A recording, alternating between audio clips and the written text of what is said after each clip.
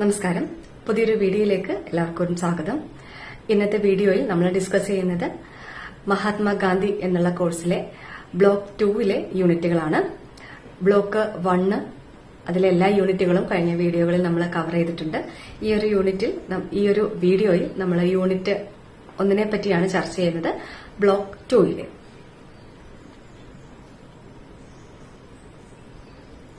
അതിൽ ആദ്യം തന്നെ വരുന്ന കുറച്ച് കാര്യങ്ങൾ നിങ്ങളുടെ അടുത്ത് വളരെ ഇമ്പോർട്ടന്റ് ആയിട്ടുള്ള കുറച്ച് പോയിന്റ്സ് ആണ് നമ്മളിവിടെ കവർ ചെയ്യുന്നത്, വളരെ ഷോർട്ട് ആയിട്ടുള്ള രീതിയിൽ. കാരണം നിങ്ങൾക്ക് എക്സാമിലേക്ക് പഠിക്കുമ്പോൾ നമ്മൾ കുറെ അവിടുന്ന് ഇവിടുന്നൊക്കെ നമ്മൾ കളക്ട് ചെയ്ത് പഠിക്കുമ്പോൾ നമുക്ക് എന്തായാലും എല്ലാവരും ലാസ്റ്റ് മിനിറ്റിലായിരിക്കും കൂടുതൽ ആ ഒരു കാര്യങ്ങളെല്ലാം ഓർക്കുന്നതും എവിടുന്നാണ് ഇമ്പോർട്ടന്റ് ആയിട്ടുള്ള കാര്യങ്ങൾ ഏതൊക്കെയാണെന്നുള്ളത് നമ്മൾ അപ്പോഴാണ് ശ്രമിക്കുന്നത്, ഏതൊക്കെയാണെന്നുള്ളത് മനസ്സിലാക്കാൻ ശ്രമിക്കുന്നത്. അപ്പം നിങ്ങൾക്ക് എളുപ്പം ഈ വീഡിയോയിലൂടെ നമ്മൾ ആ മെയിൻ പോയിന്റുകൾ ഒന്ന് എക്സ്പ്ലെയിൻ ചെയ്ത് തരുന്നു. അതിൽ ഡീറ്റെയിൽ ആയുള്ള എക്സ്പ്ലനേഷന്റെ ആവശ്യം നിങ്ങൾക്ക് വരില്ല. നിങ്ങൾ ആ ഒരു പോയിന്റ് വൈസ് തന്നെ നിങ്ങൾ പഠിച്ചു കഴിഞ്ഞാൽ എല്ലാ ഇമ്പോർട്ടന്റ് ആയിട്ടുള്ള കാര്യങ്ങളാണ് നമ്മളിവിടെ ഡിസ്കസ് ചെയ്യുന്നത്. അപ്പൊ അതിനുശേഷം നമ്മളുടെ ഒബ്ജക്റ്റീവ് ടൈപ്പ് ക്വസ്റ്റ്യനുകളും അസൈൻമെന്റ് ക്വസ്റ്റ്യനുകളും ഒക്കെ ഒന്ന് ഡിസ്കസ് ചെയ്ത് കഴിയുമ്പോൾ നിങ്ങൾ നോക്കി കഴിയുമ്പോൾ തന്നെ നിങ്ങൾക്ക് ഓൾമോസ്റ്റ് ആ ഒരു യൂണിറ്റിന്റെ എല്ലാ പ്രധാനപ്പെട്ട ഭാഗങ്ങളും നിങ്ങളുടെ മനസ്സിലേക്ക് എത്തും.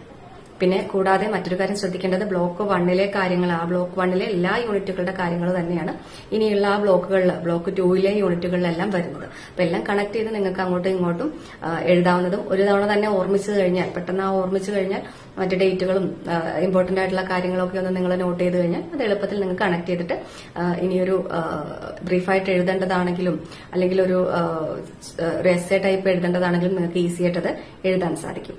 അപ്പൊ ആദ്യത്തെ യൂണിറ്റ് ആണ് നമ്മൾ ഗാന്ധിയൻ ഫിലോസഫി എന്നാണ് യൂണിറ്റ് 1 പേര്, ബ്ലോക്ക് 2 അപ്പൊ അതിലേക്കൊന്ന് നമുക്ക് ആദ്യം നോക്കാം. നമ്മൾ അതിന് മുന്നേ പറയേണ്ട കുറച്ച് കാര്യങ്ങളുണ്ട്, മുന്നേ ഡിസ്കസ് ചെയ്ത കാര്യങ്ങൾ തന്നെയാണ്. ഇതിൽ കൂടെ വരുമ്പോൾ നമുക്കതിൽ ഒന്ന് കണക്ട് ചെയ്ത് പറയേണ്ട ആവശ്യമുള്ളതുണ്ട്. അതൊന്നുകൂടി ഞാൻ ആവർത്തിക്കുകയാണ്. അത് നമ്മൾ Gandhi's experience in south Africa എന്നുള്ളൊരു പോയിന്റ് കഴിഞ്ഞ യൂണിറ്റുകളിലെല്ലാം നമ്മൾ ചർച്ച ചെയ്തിരുന്നു. ആ കാര്യങ്ങൾ തന്നെ ഇവിടെ ഒന്നുകൂടി ഒന്ന് ഓർക്കാനും ഈ ഒരു യൂണിറ്റിലും കവർ ചെയ്യുന്നുണ്ട്. അതുകൊണ്ട് അതുകൂടി ഞാനൊന്ന് പറയാണ്. അപ്പൊ നമ്മുടെ ഗാന്ധിസ് എക്സ്പീരിയൻസ് സൗത്ത് ആഫ്രിക്കയിലേക്ക് അദ്ദേഹം പോയത് ലോയുടെ ഒരു ആവശ്യത്തിന് വേണ്ടിയിട്ടാണ്, നിയമകാര്യത്തിനായിട്ടാണ് അദ്ദേഹം അവിടെ പോയത്. അപ്പൊ അവിടെ നിന്നാണ് അദ്ദേഹം വർണ്ണ വിവേചനം നേരിടുകയും റാസിസം നേരിടുകയും അതിലൊരു നീതിയില്ലായ്മയൊക്കെ അദ്ദേഹത്തിനെ നേരിട്ടു അല്ലെ. നിങ്ങൾക്ക് അറിയാം, ആ ഒരു റെയിൽവേ സ്റ്റേഷനിൽ നിന്ന് ഫസ്റ്റ് ക്ലാസ് ടിക്കറ്റ് ഉണ്ടെങ്കിൽ കൂടെ അയാൾ അവിടുന്ന് പുറത്താക്കപ്പെടുകയാണ് ഉണ്ടായത്. അപ്പം Gandhi's political and moral journey truly began in south Africa. ഈ ഒരു കാര്യം കൊണ്ട് മാത്രമാണ് അദ്ദേഹത്തിന്റെ ആ ഒരു എക്സ്പീരിയൻസ്, സൗത്ത് ആഫ്രിക്കയിലെ ആ എക്സ്പീരിയൻസ് കൊണ്ടാണ്, അവിടെ അദ്ദേഹം നേരിട്ടത് കൊണ്ടാണ് നീതിയില്ലായ്മയൊക്കെ നേരിട്ടു എന്നുള്ളതൊരു വലിയ കാര്യമാണ്. അത് നിങ്ങൾ ഓർക്കുക. This period shaped his ideas about justice, equality and human dignity. ഈ സമയത്തൊക്കെ അദ്ദേഹത്തിന്റെ മനസ്സിൽ ആ ഒരു സംഭവത്തിന് ശേഷമാണ് ഒരു ജസ്റ്റിസ് അല്ലെങ്കിൽ ഇക്വാലിറ്റി അതുപോലുള്ള കാര്യങ്ങൾ, ഹ്യൂമൻ ഡിഗ്നിറ്റി ഒക്കെ അദ്ദേഹത്തിന്റെ മനസ്സിലേക്ക് എന്താ അതിനെപ്പറ്റി അല്ലെങ്കിൽ ആൾക്കാരെ നേരിടുന്നതിനെ പറ്റിയും ഒക്കെ അദ്ദേഹം ഒന്ന് ചിന്തിച്ചു തുടങ്ങിയത്. അതിനുശേഷം അദ്ദേഹം fight against racism and injustice, അദ്ദേഹം ദക്ഷിണാഫ്രിക്കയിൽ നേരിട്ട ഇന്ത്യൻ സമൂഹം നേരിടുന്ന ആ അനീതികളൊക്കെ കണ്ടപ്പോൾ അദ്ദേഹം അതിനെതിരെയായിട്ട് ആഫ്രിക്കയിൽ ആ ഒരു ഇന്ത്യൻ സമൂഹം നേരിടുന്ന അനീതികളൊക്കെ കണ്ടപ്പോൾ അവിടെ നിന്നാണ് അദ്ദേഹം സമാധാനപരമായ മാർഗങ്ങൾ കൊണ്ട് അനീതിക്കെതിരെ എങ്ങനെ എതിർക്കാൻ പറ്റുമെന്നുള്ള കാര്യങ്ങളെല്ലാം അദ്ദേഹം രൂപപ്പെടുത്തിയതും പരിശീലിച്ചതുമെല്ലാം ആ ഒരു സമയത്താണ്.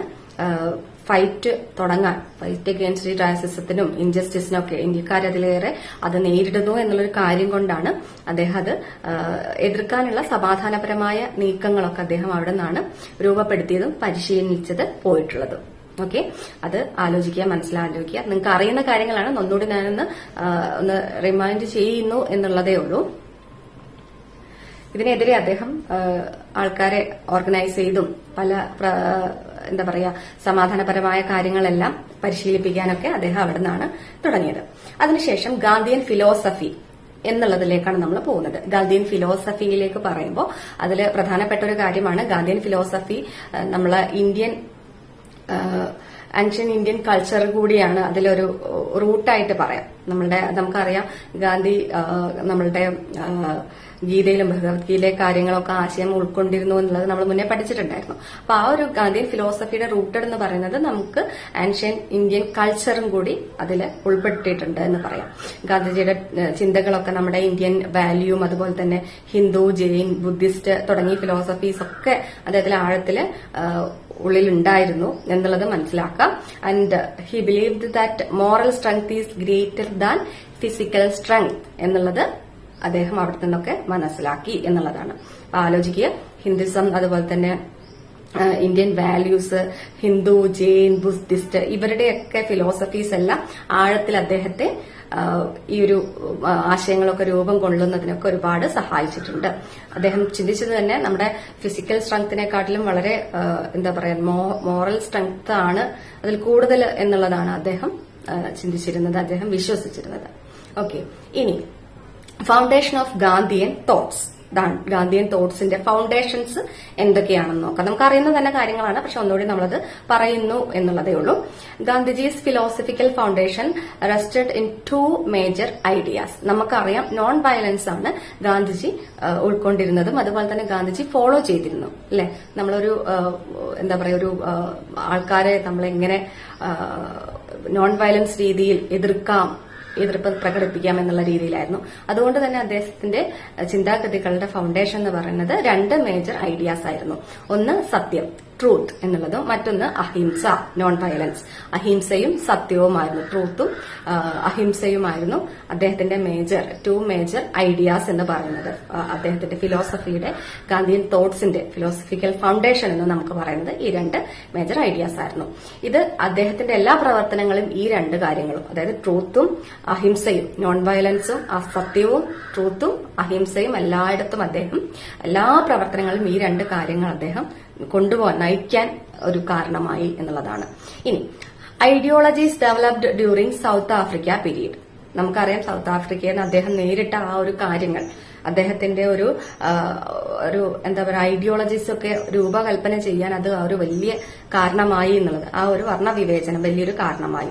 So South Africa was the laboratory where Gandhi tested and shaped his ideology. ആ ഒരു കാര്യങ്ങളെല്ലാം അദ്ദേഹം രൂപീകരിച്ചതും പരിശീലിച്ചതും എല്ലാം സൗത്ത് ആഫ്രിക്കയിൽ നിന്നായിരുന്നു. അതിന്റെ ആ ഒരു കാര്യങ്ങൾ എന്ന് പറഞ്ഞാൽ മെയിൻ ഒരു കാര്യങ്ങൾ അദ്ദേഹം പരിശീലിച്ചത് സത്യാഗ്രഹം എന്നുള്ള സമരമായിരുന്നു. ആ ഒരു സമരത്തിലെ സത്യാഗ്രഹ സമരങ്ങൾ അദ്ദേഹം പരീക്ഷിച്ചതും അതുപോലെ തന്നെ അത് രൂപകൽപ്പന ചെയ്തതും അതിനുവേണ്ടിയൊക്കെ പ്രവർത്തിച്ചതൊക്കെ അദ്ദേഹം സൗത്ത് ആഫ്രിക്കയിൽ നിന്നായിരുന്നു. പിന്നെ മറ്റൊരു കാര്യം എന്ന് പറഞ്ഞാൽ കമ്മ്യൂണിറ്റി ഓർഗനൈസേഷൻസ് ഉണ്ടാക്കാൻ പറ്റി.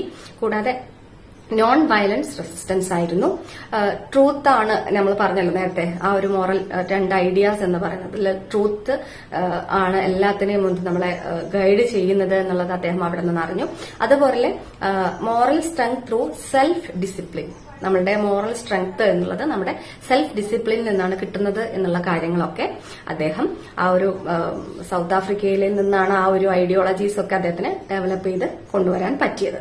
അത് മനസ്സിലാക്കുക. സത്യാഗ്രഹം രൂപീകരിച്ചതും അത് പരിശീലിച്ചതൊക്കെ ആ ഒരു വർണ്ണവിവേചനം നേരിടുകയും പിന്നെ ഓരോ കാര്യങ്ങൾ അനീതിയൊക്കെ ഇന്ത്യക്കാർ നേരിടുന്ന അനീതിയൊക്കെ മനസ്സിലാക്കി എന്നുള്ളതാണ് അതിന്റെ ഒരു ബേസ് കാര്യങ്ങൾ അതൊക്കെയാണ്. ഓക്കെ, അതിനുശേഷം 10 കാർഡിനൽ പ്രിൻസിപ്പിൾസ്, അതായത് സത്യം, അഹിംസ. നമ്മൾ നേരത്തെ പറഞ്ഞിരുന്നല്ലോ നമ്മുടെ ഒരു മേജർ ഐഡിയാസ് ആണ് എന്നുള്ളത്, സത്യവും അഹിംസ എന്നുള്ളത്.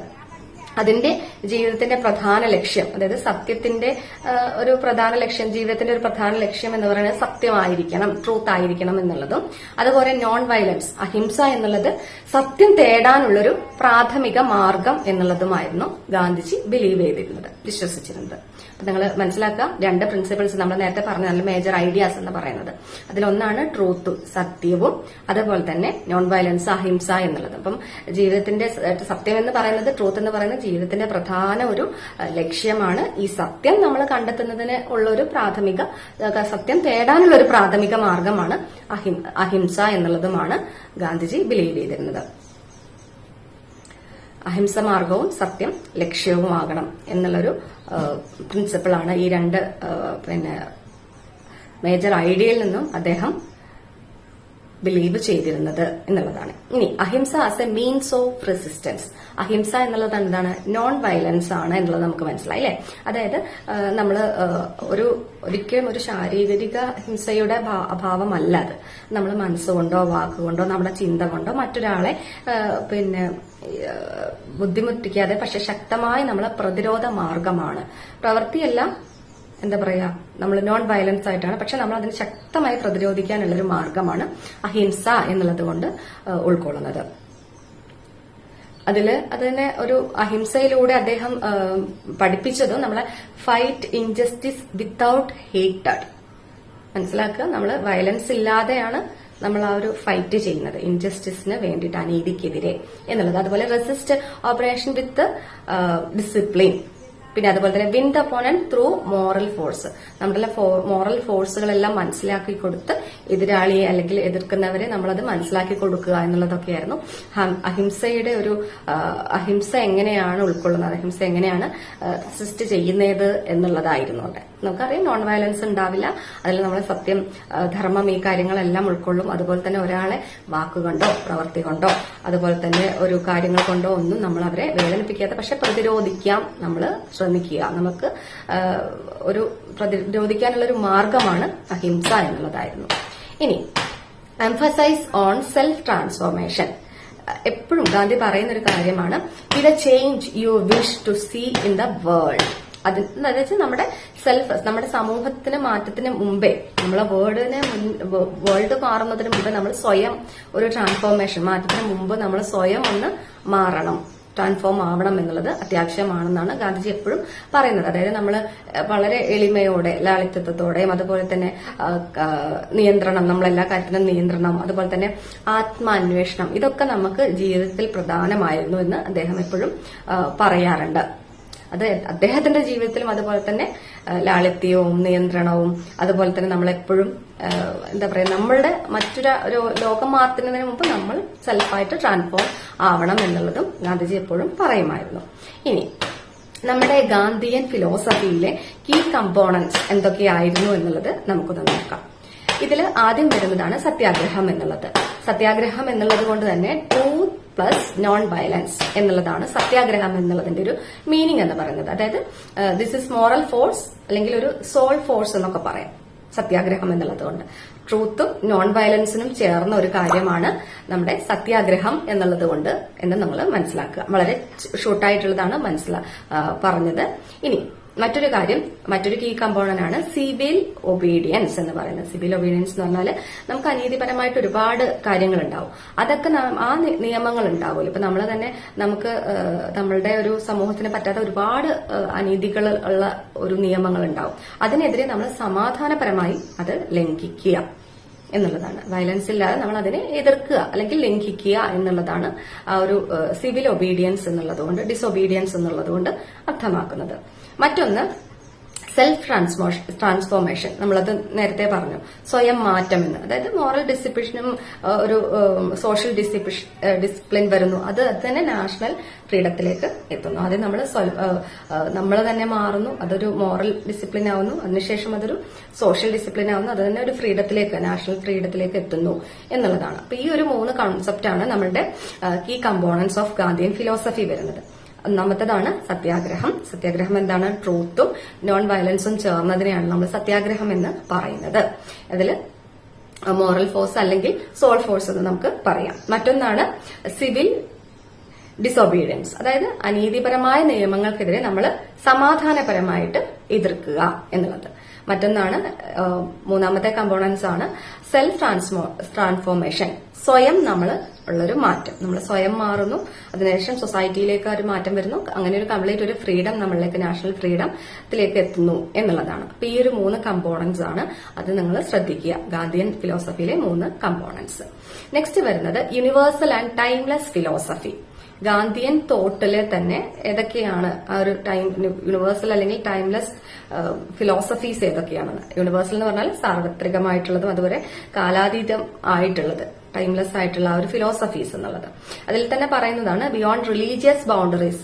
മതത്തിൽ എല്ലാ മതത്തിലും അതീതമായിട്ടുള്ളതും ഇറ്റ്സ് ഒരു ഹ്യൂമാനിറ്റിയാണ്. എല്ലാ ഒരു സമാധാനത്തിനും ഒരു അനീതിക്കും നീതിക്കും ഒക്കെ വേണ്ടി സംസാരിക്കുന്നതാണ് അദ്ദേഹത്തിന്റെ ഫിലോസഫിയിൽ ഒരു നമ്മൾ യൂണിവേഴ്സൽ ആയിട്ടുള്ള ഒരു തോട്ട്സിൽ, ഗാന്ധിയൻ തോട്ട്സിലുള്ളത്.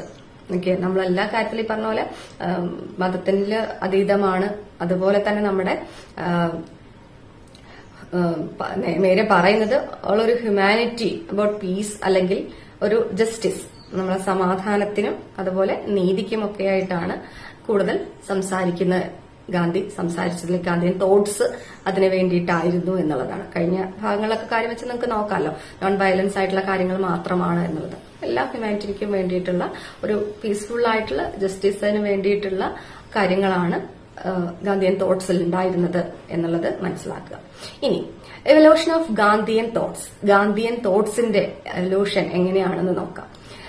ഒരു ചരിത്രപരമായിട്ടോ അല്ലെങ്കിൽ സാമൂഹ്യപരമായിട്ടോ ഉള്ള സാഹചര്യങ്ങൾക്ക് അനുസരിച്ചാണ് അദ്ദേഹത്തിന് ഈ ചിന്തകളെല്ലാം വികസിച്ചത്. നമ്മൾ അറിഞ്ഞു, സൗത്ത് ആഫ്രിക്കയിൽ ചെന്നപ്പോഴാണ് ഈ ഒരു കാര്യങ്ങളെല്ലാം അദ്ദേഹത്തിനേക്ക് ഈ ആശയങ്ങളെല്ലാം എത്തിയതെന്ന് നമുക്കറിയാം. അപ്പൊ അദ്ദേഹത്തിന് ആ ഒരു കാര്യങ്ങൾ വരാനുള്ള കാര്യം, എവല്യൂഷന്റെ കാര്യം, ഈ ഒരു ഗാന്ധിയൻ തോട്ട്സ് വരാനുള്ള കാര്യം, ആദ്യത്തെ കാര്യം സൗത്ത് ആഫ്രിക്കയിലെ ആ ഒരു എക്സ്പീരിയൻസ് ആയിരുന്നു, എക്സ്പീരിയൻസ് ഇൻ സൗത്ത് ആഫ്രിക്ക. പിന്നീട് ഇന്ത്യൻ ഫ്രീഡം സ്ട്രഗിൾ, നമ്മുടെ സ്വാതന്ത്ര്യ സമരങ്ങള്, അതുപോലെ കമ്മ്യൂണിറ്റി മൂവ്മെന്റ്സ്, ഓരോ പ്രസ്ഥാനങ്ങളുടെ കാര്യങ്ങളെല്ലാം ഇതൊരു കാരണമായി അദ്ദേഹത്തിന്റെ ഗാന്ധിയൻ തോട്ട്സിന്റെ ഒരു എവല്യൂഷൻ എന്നുള്ളത് പറയാൻ പറ്റും. ഈ ഒരു 3 കാര്യങ്ങളും അദ്ദേഹത്തിന് സൗത്ത് ആഫ്രിക്കയിലുള്ള എക്സ്പീരിയൻസ്, അത് ഇന്ത്യൻ ഫ്രീഡം സ്ട്രഗിൾസ്, അതുപോലെ തന്നെ കമ്മ്യൂണിറ്റി മൂവ്മെന്റ്സ് ഒക്കെ ഇതിലൊരു കാര്യങ്ങളാണ്, ഗാന്ധിയൻ തോട്ട്സിന്റെ എവല്യൂഷന്റെ കാര്യങ്ങളാണെന്നുള്ളത് മനസ്സിലാക്കുക. ഇനി അദ്ദേഹം സത്യാഗ്രഹം എന്നുള്ളത് നമ്മളൊരു കാര്യം പറഞ്ഞിരുന്നു അല്ലെ, സത്യാഗ്രഹത്തിന്റെ എങ്ങനെയാണ് സത്യാഗ്രഹം, അല്ലെങ്കിൽ അദ്ദേഹത്തെ കീ കമ്പോണന്റ്, ഫിലോസഫിയിലെ ഒരു കീ കമ്പോണന്റ് ആണ് സത്യാഗ്രഹം. അപ്പൊ ആ സത്യാഗ്രഹം എന്താണ് എന്നുള്ളതൊന്ന് നോക്കാം, അല്ലെങ്കിൽ സത്യാഗ്രഹത്തിന്റെ മെത്തേഡ് എങ്ങനെയാണ്. സത്യാഗ്രഹം എന്താണെന്ന് നമ്മൾ നേരത്തെ മനസ്സിലാക്കി, ട്രൂത്ത് പ്ലസ് നോൺ വയലൻസ് ആണ് എന്നുള്ളത് മനസ്സിലാക്കി. ഇനി അതിന്റെ മെത്തേഡ്സ് എങ്ങനെയാണെന്നുള്ളതാണ്.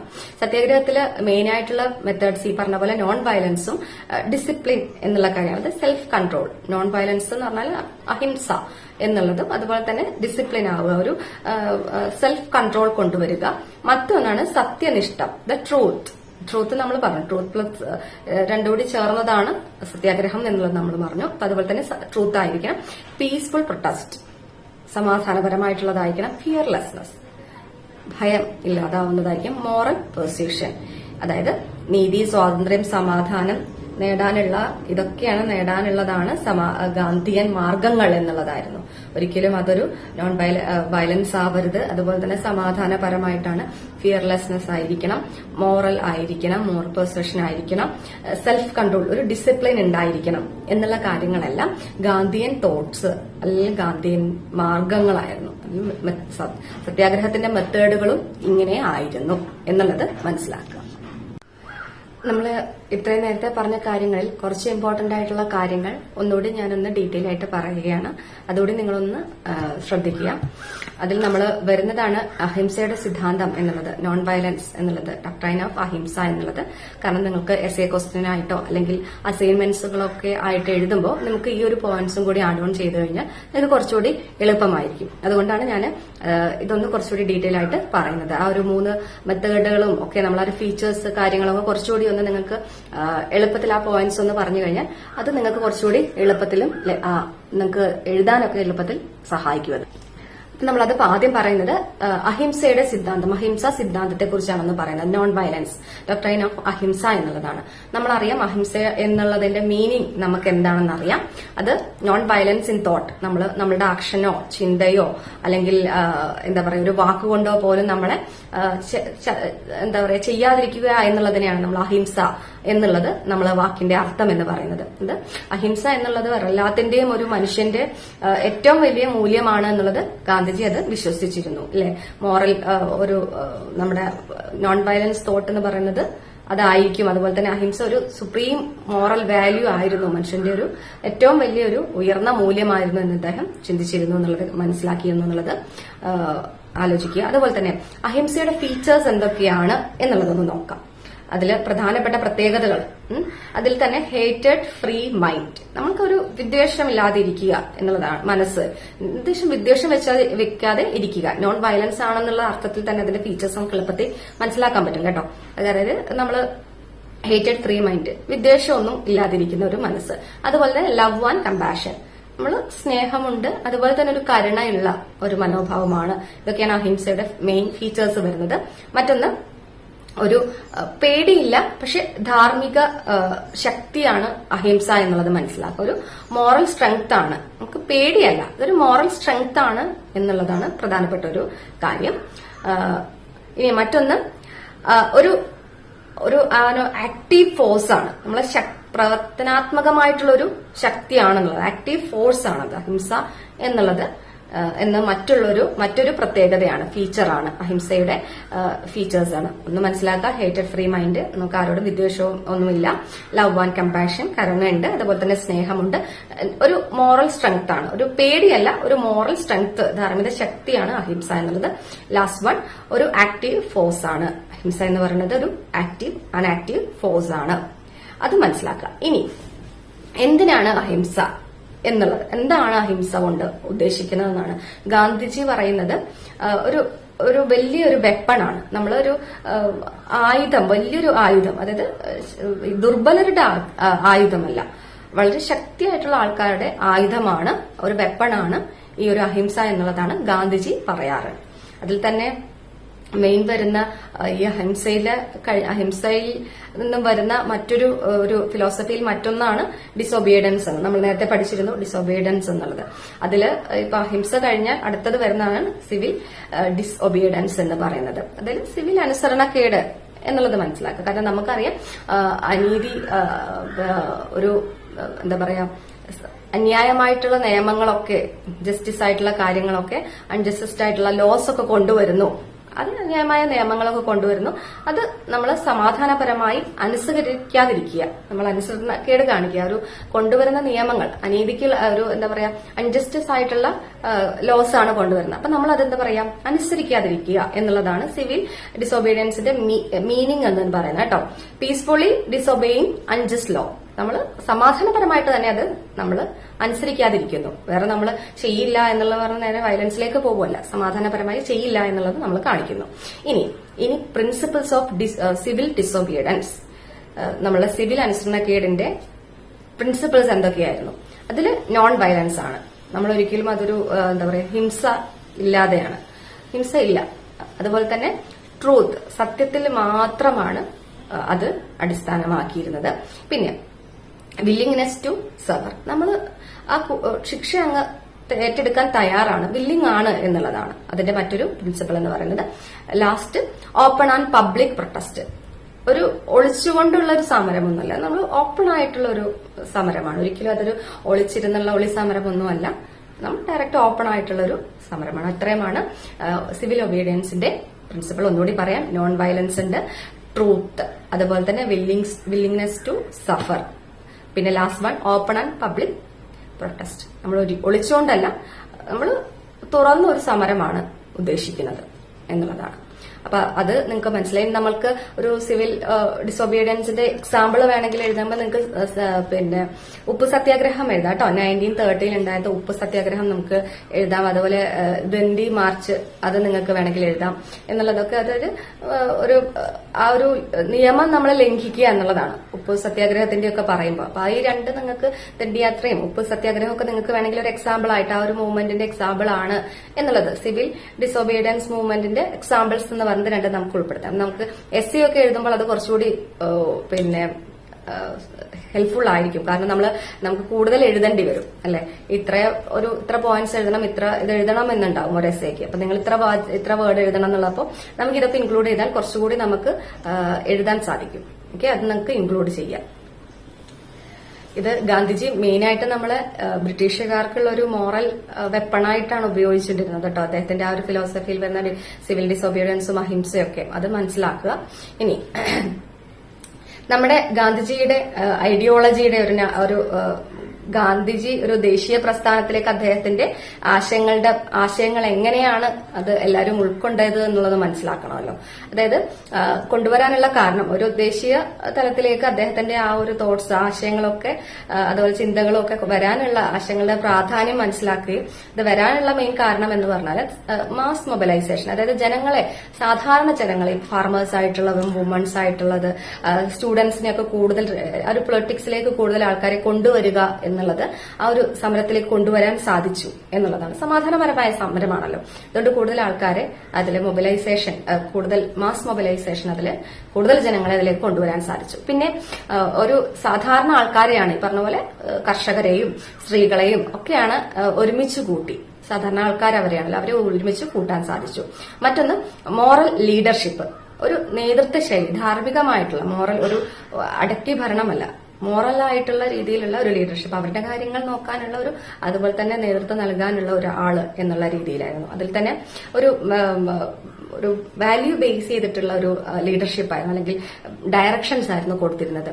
അതായത് നമ്മുടെ നീതി, സത്യം, അതൊക്കെ നമുക്കൊരു അഹിംസയൊക്കെ നമ്മളുടെ ഒരു ആ സമരത്തിൽ കൂടുതൽ കൊണ്ടുവരാൻ നോക്കി. നമ്മൾ എന്ത് ഒരു ഫ്രീഡം മൂവ്മെന്റ് ഒക്കെ ഉണ്ടെങ്കിൽ കൂടുതൽ വാല്യൂ ബേസ് ചെയ്തത് ഈ ഒരു കാര്യങ്ങൾക്കായിരുന്നു. സത്യം, ട്രൂത്തിന്, അതുപോലെ തന്നെ നീതിക്ക്, സത്യം എന്നുള്ള കാര്യങ്ങളൊക്കെയായിരുന്നു കൂടുതൽ വാല്യൂ ചെയ്തിരുന്നത്. ഇനി യൂണിറ്റി എമംഗ് ഇന്ത്യൻസ്, ദേശീയ ഐക്യം നമ്മുടെ ഇന്ത്യൻസിന്റെ ഇടയ്ക്ക്. നമുക്കറിയാം, നമുക്ക് ഒരുപാട് മതങ്ങൾ, ഒരുപാട് കാസ്റ്റുകളൊക്കെ ഉള്ള ഒരു സ്ഥലമാണ് അല്ലെ. റിലീജിയൻ, ലാംഗ്വേജ്, നമുക്കറിയാം നാനാത്വത്തിലേക്കത്വം എന്നുള്ള ഒരു കാര്യമൊക്കെ നമുക്ക് ഇവിടെ വരുന്നത്. പല ഭാഷ, പല കാസ്റ്റ്, റിലീജിയൻ ഒക്കെ ഉണ്ട്. പക്ഷെ എല്ലാവരെയും നമ്മൾ അതിജീവിച്ച് ഒരു ഐക്യത്തിൽ കൊണ്ടുവരാൻ ഇവിടെ ശ്രമിച്ചു. യൂണിറ്റി എമംഗ് ഇന്ത്യൻസിന്റെ ഇടയിൽ ഒരു യൂണിറ്റി കൊണ്ടുവരാൻ സാധിച്ചു എന്നുള്ളതാണ്. ഇനി ലാസ്റ്റ് വൺ, ഒരു പുതിയ മെത്തേഡ്സ്, ഒരു സ്ട്രഗിൾസിനുള്ളൊരു പുതിയ മെത്തേഡായിരുന്നു അത്. കാരണം അസഹകരണ പ്രസ്ഥാനം എന്നുള്ളതും പിന്നെ സിവിൽ ഡിസൊബീഡിയൻസും ഒക്കെ നമ്മുടെ ഒരു എന്താ പറയുക മെത്തേഡ്സ്, സ്ട്രഗിൾ ചെയ്യുന്നതിന്റെ ഒരു മെത്തേഡ്സ്, ന്യൂ മെത്തേഡ്സ് ആയിട്ടാണ് വന്നത്. ഇന്റർനാഷണൽ ഇമ്പാക്ട് ഉണ്ടായി. അതുപോലെ തന്നെ നമ്മള് ഗ്രാമവികസനം ഉണ്ടായി, ശുചിത്വം, കൂടുതൽ ശുചിത്വം എന്നുള്ളതും പിന്നെ ഒരു ഖാദികൾ, നമ്മൾ ഇന്ത്യൻ വസ്ത്രങ്ങൾ കൂടുതൽ പ്രൊമോട്ട് ചെയ്യുന്നു. അതായത് നമ്മൾ ഈ ഡിസൊബീഡിയൻസ് എന്ന് പറയുന്നതിൽ നമ്മൾ ലംഘിക്കുന്നത് എന്താന്ന് വെച്ചാൽ അവരുടെ പറയുന്നവരോ നിങ്ങൾ നാളെ തൊട്ട് വിദേശ വസ്ത്രങ്ങൾ മാത്രമേ ഉപയോഗിക്കാവൂ എന്ന് പറയുമ്പോൾ നമ്മളില്ല, വിദേശ വസ്ത്രങ്ങൾ ഉപയോഗിക്കുന്നു, നമ്മൾ നമ്മുടെ ഖാദി പോലുള്ള വസ്ത്രങ്ങൾ ഉപയോഗിക്കുന്നു എന്നുള്ള കാര്യങ്ങളൊക്കെ. അപ്പൊ അത് നമുക്കൊരു മെത്തേഡ്സ് ഓഫ് സ്ട്രഗിൾ എന്നുള്ളതിന്റെ രീതിയിൽ വരാം. ഒരു ന്യൂ മെത്തേഡ്, ഒരു നോൺ കോപ്പറേഷനായി സഹകരിക്കുന്നില്ല എന്നുള്ളൊരു അസഹകരണ പ്രസ്ഥാനം. അതുപോലെ സിവിൽ അനുസരണക്കേട്, സിവിൽ ഡിസൊബീഡിയൻസ് കൊണ്ടൊന്നും കൺസ്ട്രക്റ്റീവ് പ്രോഗ്രാംസ്, ലൈക്ക് നമ്മൾ ഗ്രാമവികസനം ഉണ്ടായി, അതിലൂടെ തന്നെ ശുചിത്വം, ഖാദി ഉപയോഗിക്കുന്നത്, അതൊക്കെ ഇതിൽ വരുന്നതാണ്. മറ്റൊന്ന് ഇന്റർനാഷണൽ ഇമ്പാക്ട്, ലോകത്തുടനീളം അതിന് വലിയൊരു ഇമ്പാക്ട് ഉണ്ടായി. മെയിൻ കാരണം എന്താ വെച്ചാൽ നോൺ വയലൻസ് ആണ്, അഹിംസയാണ്. നമ്മൾ ഹിംസയല്ലായിരുന്നു, അഹിംസയാണ് ഫോളോ ചെയ്തിരുന്നത് ഗാന്ധി. അതുകൊണ്ട് തന്നെ ഒരു ഇന്റർനാഷണൽ ഇമ്പാക്ട് ഉണ്ടാവാൻ സാധിച്ചു. കൂടുതൽ ആൾക്കാരെ മൊബിലൈസേഷൻ, നമ്മൾ ചെറിയ സാധാരണക്കാരെ, കോമൺ ആൾക്കാരെയാണ് ഇതിൽ കൂടുതൽ കൊണ്ടുവരാൻ പറ്റിയത്. അപ്പൊ അത് മൊത്തത്തിൽ ഒരു ഇന്റർനാഷണൽ ഇമ്പാക്ട് ഉണ്ടാക്കാൻ സാധിച്ചു എന്നതാണ്. അതുപോലെ തന്നെ ഗ്ലോബൽ ലീഡേഴ്സിനൊക്കെ ഈ ഗാന്ധിയൻ മെത്തേഡ്സ് കൂടുതൽ ഇൻസ്പയർഡ് ആയിട്ടുണ്ട്. ലൈക്ക് നമ്മളൊരു മാർട്ടിൻ ലൂതർ കിങ്, നെൽസൺ മണ്ടേലയൊക്കെ, ദലൈലാമയൊക്കെ തുടങ്ങിയവരെയൊക്കെ അത് ഗാന്ധിജിയുടെ ആ ഒരു തോട്ട്സ് എല്ലാം അല്ലെങ്കിൽ മെത്തേഡ്സ് എല്ലാം ഇൻസ്പയർഡ് ചെയ്ത് പ്രേരിപ്പിച്ചിട്ടുണ്ട് അവർക്ക്. അതിലൊക്കെ അവർക്കും ഒരു പ്രേരണയുണ്ടായി. ഈ ഒരു ഗാന്ധിയൻ തോട്ട്സ് അവരും ഉൾക്കൊണ്ടിരുന്നു. അപ്പൊ ഇതും ഒന്ന് കൂടുതലായിട്ട് നോക്കുക. കാരണം എന്താ വെച്ചാൽ നമ്മള് നേരത്തെ പറഞ്ഞതിൽ അഹിംസയുടെ ആ ഒരു സിദ്ധാന്തങ്ങളൊക്കെ, ഫിലോസഫീസ് നമ്മൾ കൂടുതൽ അങ്ങോട്ട് പറഞ്ഞില്ല. നിങ്ങൾക്ക് എസ്സേ ടൈപ്പ് വരുന്നതൊക്കെ ഒരു മെയിൻ പോയിന്റ് ആണല്ലോ. അതുകൊണ്ടാണ് ഇതുകൂടി ഒന്ന് ആഡ് ഓൺ ചെയ്തത്. അപ്പൊ നിങ്ങൾ പഠിക്കുന്ന സമയത്ത് ഇതുകൂടി രണ്ടുകൂടി ഒന്ന് വെച്ച് നോക്കുക. എസ്സേ ആണെങ്കിലും ഒബ്ജക്റ്റീവ് ക്വസ്റ്റ്യൻസ് ആണെങ്കിലും എളുപ്പത്തിൽ നിങ്ങൾക്കത് ക്ലിയർ ചെയ്യാനും ഡീറ്റെയിൽ ആയിട്ട് എഴുതാനും സാധിക്കും എന്നുള്ളതാണ്. കാരണം ഇതെല്ലാം കണക്റ്റഡ് ആണ്. അപ്പൊ അത് നിങ്ങൾ മനസ്സിലാക്കുക. പിന്നെ ഈ ഒരു മെയിൻ പോയിന്റ്സ് പറയുമ്പോൾ നിങ്ങൾ മെയിൻ പോയിന്റ്സിൽ നിങ്ങൾക്ക് ആഡ് ഓൺ ചെയ്യേണ്ട മറ്റ് കാര്യങ്ങളൊക്കെ ഉണ്ടെങ്കിൽ അതുകൂടി ഇപ്പൊ നിങ്ങൾ അസൈൻമെന്റ് ഒക്കെ എഴുതുമ്പോൾ അതിൽ കുറച്ചുകൂടി നമുക്കൊരു ഡീറ്റെയിൽ ആയിട്ടുള്ള കുറച്ചുകൂടി കാര്യങ്ങൾ കിട്ടുമല്ലോ, അതും കൂടി നിങ്ങൾക്ക് ആഡ് ഓൺ ചെയ്യാവുന്നതാണ്. അപ്പം ഇത്രയുമാണ് ഇന്നത്തെ വീഡിയോയിൽ നമ്മൾ ഉൾപ്പെടുത്തിയിട്ടുള്ളത്. ഇനി വരുന്ന വീഡിയോകളിൽ മറ്റ് യൂണിറ്റ്സുകളും കൂടി നമ്മൾ ഉൾപ്പെടുത്തും. അതുപോലെ തന്നെ നമ്മുടെ യൂണിറ്റ് വൈസ് ഉള്ള ഒബ്ജക്റ്റീവ് ടൈപ്പ് ക്വസ്റ്റ്യൻസും ആൻസറും കൂടി നമ്മൾ അടുത്ത വീഡിയോയിൽ ഡിസ്കസ് ചെയ്യുന്നതാണ്. അപ്പോൾ മറ്റൊരു വീഡിയോയുമായി കാണുന്നത് വരെ നന്ദി.